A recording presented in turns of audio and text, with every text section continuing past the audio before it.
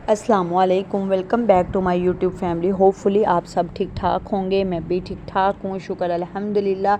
ये ईद के second day का व्लॉग है, रात का व्लॉग है। यहाँ पे जो है वो मैं चाय बनाने लगी थी, तो मैं चाय में जो है वो सौंफ और पुदीना ऐड करके चाय बना रही हूँ, क्योंकि गोश्त वगैरह खाया होता है तो पुदीना जो है वो सबसे ज़्यादा बेस्ट होता है। इसके अलावा वैसे भी गोश्त वगैरह खाया हुआ है उसके, क्योंकि एक तो गर्मी बहुत ज़्यादा है, दूसरा ये कि गोश्त भी ज़्यादा आजकल जो है ईद के 3 दिन आपको पता है कि गोश्त वगैरह जो चलता है, तो उसके लिए जो है वो यहाँ तो पुदीने की ड्रिंक बना के यूज़ करें, ताकि साथ साथ जो है वो डाइजेस्ट होता जाए। क्योंकि गर्मी इतनी ज़्यादा है कि इतनी गर्मी में अगर गोश्त भी ज़्यादा खा लें तो भी जो है वो मतलब पेट वगैरह ख़राब होने का डर है। दूसरा ये कि स्टमक भी इतना ज़्यादा जो है वो डाइजेस्ट नहीं करता, इसलिए उसके लिए भी ज़रूरी है कि यहाँ तो आप पुदीने की ड्रिंक वगैरह यूज़ करें। अगर पुदीने की ड्रिंक नहीं तो मैंने जो है इस तरीके से पुदीना और सौंफ ऐड करके चाय बना लेती हूँ खाना वगैरह खाने के बाद, ताकि जो है वो जो खाना वगैरह खाया हुआ है वो डाइजेस्ट हो जाए। क्योंकि मीट है तो ज़ाहिर सी बात है, मटन है, बीफ है, ईद के दिनों में तो यही आजकल घरों में चल रहा है कि मतलब पुलाव बना लिया,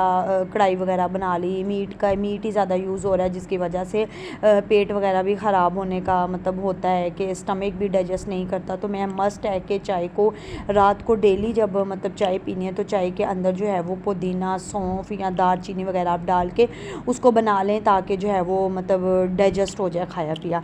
यहाँ पे जो है साथ भी फ्रूट केक मंगवा लिया था, साथ चाय थी, क्योंकि दिल कर रहा था गोश्त खा खा के थके हुए थे, दिल कर रहा था कि चाय के साथ जो है वो हल्का सा कुछ ले लें, ताकि जो है वो मतलब मुंह भी मीठा हो जाएगा और दूसरा कि गोश्त का टेस्ट भी मुंह से जो है वो चला जाएगा। यहाँ पे नेक्स्ट डे ये मॉर्निंग का भी लोग है। यहाँ पे जो है वो मैं नाश्ता करने लगी थी। मैं तो जो है वो चाय और रस के साथ नाश्ता करने लगी थी। अब आप देख रहे होंगे शायद ये ऑमलेट पड़ा हुआ है, ये ऑमलेट नहीं है। एज़ यू नो कि ईद है तो ईद पे ऑमलेट तो नहीं बनता। ये मगज़ है, ये मगज़ बनाया हुआ था जो कि अपने हस्बैंड के लिए बनाया हुआ था, उन्होंने खाना था। मैं तो इतने शौक़ से इसको नहीं खाती। वैसे इवन मैंने कभी खाया भी नहीं है, मैंने टेस्ट भी इसका कभी नहीं किया कि किस तरह होता है। बट ये जब ये बन के आता है तो शक्ल इसकी ऐसी होती है जैसे ये ऑमलेट है, मतलब ऑमलेट की तरह की इसकी शक्ल है, बट ये ऑमलेट नहीं है, ये मगज़ बनाया हुआ है। नाश्ते में जो है वो इसको मगज़ को उन्होंने खाया और मैंने जो है वो चाय रस के साथ। अगर आप लोग कहेंगे तो मैं आप लोग को इसकी रेसिपी भी आप लोगों के साथ जो है वो शेयर कर दूँगी। अच्छा, यहाँ पे उसके बाद जी जैसे नाश्ता वगैरह करके फ्री हुए, आप लोगों को पता है कि ईद है, मतलब मेहमानों का आना जाना। ये मैं आप लोगों के साथ आज इस व्लॉग में अपनी रूटीन शेयर कर रही हूँ अपने ससुराल में। अभी मैं लाहौर नहीं गई, अभी मैं इधर मतलब अपने ससुराल में ही हूँ, क्योंकि अभी ईद ख़त्म ही नहीं हुई, तो ईद इंजॉय कर रहे हैं, छुट्टियाँ हैं, वोकेशंस पे आए हुए हैं, तो इस वजह से फिर सारा दिन जो है वो मतलब मेहमान अल्लाह की रहमत होते हैं। तो मेहमानों के लिए जो है वो मतलब जब भी कोई आए उनसे पूछो, खाने के टाइम पे भी इवन कोई मेहमान आ रहे हैं उनसे खाने का पूछे तो हर कोई मेहमान बस यही कह रहा है, भाई हमने खाना नहीं खाया, क्योंकि हम लोग घरों में गोश्त खा कर थके हुए हैं। हर कोई गोश्त खा कर थका हुआ है। अभी ईद का सेकंड डे है, यहाँ पे जो है वो ये थर्ड डे स्टार्ट हो गया। यहाँ पे मेहमान आए हुए थे तो उनके लिए जो है वो मतलब कि मतलब टी आइटम के साथ जो जो सर्व करते हैं वो मैं यहाँ पे जो है वो रख रही थी कि अच्छा चलो अगर किसी ने जो है वो मतलब खाना वगैरह नहीं खाना तो चले टी के साथ उनको सर्व कर देते हैं। साथ जो है वो मैंने मतलब कोल्ड ड्रिंक वगैरह रख दी थी, क्योंकि चाय पी पी के भी अब गर्मी इतनी है, अब हर कोई तो चाय नहीं पीता। मुझे तो चाय ना मिले तो मुझे तो बेसुकूनी सी लगी रहती है।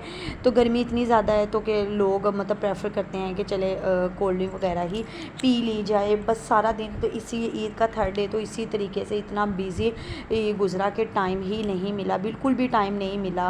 तो इसी तरीके से मतलब एक मेहमान आज माशाल्लाह से काफ़ी ज़्यादा मेहमान है, अल्लाह ताला की रहमत होती है। एक जा रहा था, दूसरा आ रहा था, दूसरा जा रहा था, तीसरा आ रहा था, अल्लाह की रहमत होती है। तो यहाँ पे साथ ही फिर पिज़्ज़ा मंगवा लिया, क्योंकि खाना वगैरह नहीं खाना था, तो खाने के अलावा फिर जो है चाय के साथ जो जो हो सकता था, फिर साथ फिर पिज़्ज़ा मंगवा लिया कि चलें जो है वो मतलब खाना नहीं खाना तो पिज़्ज़ा। अच्छा हमारे जो है ना वो घर में वुड की ये मतलब नीचे कैबिन बने हुए थे, उसको इतनी ज़्यादा दीमक लग गई जिसकी वजह से मतलब सारी अलमारियाँ जो है वो मतलब ख़राब हुई हुई हैं। ये नीचे आपको कहीं कहीं थोड़ा बहुत नज़र आ ही रहा होगा कि मतलब विंडोज़ जो हैं वो उनकी हटाई हुई, क्योंकि दीमक लगने की वजह से सारी की सारी विंडोज़ वगैरह जो हैं वो सारी ये अब नज़र आ रही है, सारी ख़राब हुई हुई हैं। आप लोगों की तरफ भी जो है वो दीमक लगी हुई है, इसी तरीके से आप लोग मुझे ज़रूर बताइएगा कि इसका आप लोगों ने क्या सोल्यूशन है, क्योंकि बहुत ज़्यादा दवाई वगैरह भी डाली है, बट ये दीमक जो है वो सारी लकड़ी को खा गई है और लकड़ी उसने जड़ से ही जो है वो ख़राब करती है। उसके बाद मेहमानों को सर्व करने के बाद मेहमान चले गए, फिर मैं जो है वो किचन में आ गई। किचन में आज जो है वो मटन के पाए बन रहे थे। तो यहाँ पे मैं जो है वो मटन के पाए बना रही थी। अच्छा, मैं ना शादी से पहले मुझे मतलब ये कुछ भी बनाना नहीं आता था, लेकिन आहिस्ता आहिस्ता जो है वो इंसान को सब कुछ बनाना आ जाता है। अब अल्लाह का शुक्र है, मैं मटन के बीफ के पाए वगैरह सब कुछ बना लेती हूँ। यहाँ पे मैंने पानी के अंदर और पाए सब कुछ डाल के मैंने रख दिया था, वेट लगा दिया था। वेट मतलब मैंने 30 मिनट वेट लगाया था ताकि जो है वो मतलब अच्छे तरीके से सॉफ्ट हो जाए। और उसके बाद फिर मैंने वेट उतार लिया था। ये साइड पे इसकी जो है वो मतलब यखनी थी। पानी अगर इसमें ज़्यादा भी ऐड कर लें तो पानी बाद में सेपरेट निकाल के उसकी आप बुनाई कर सकते हैं। ये इसमें मैंने पानी ज़्यादा ऐड कर दिया था, तो इसकी यखनी जो है वो मैंने साइड पे निकाल के रख ली थी, क्योंकि अब मैं पाई को जो है वो उसकी बुनाई करने लगी थी। मैंने कहा कि यखनी को बाद में दोबारा उसमें ऐड कर दूँगी, इससे टेस्ट बड़ा ज़्यादा अच्छा आता है, बजाय इसके कि आप पानी उसमें अकेला डालें।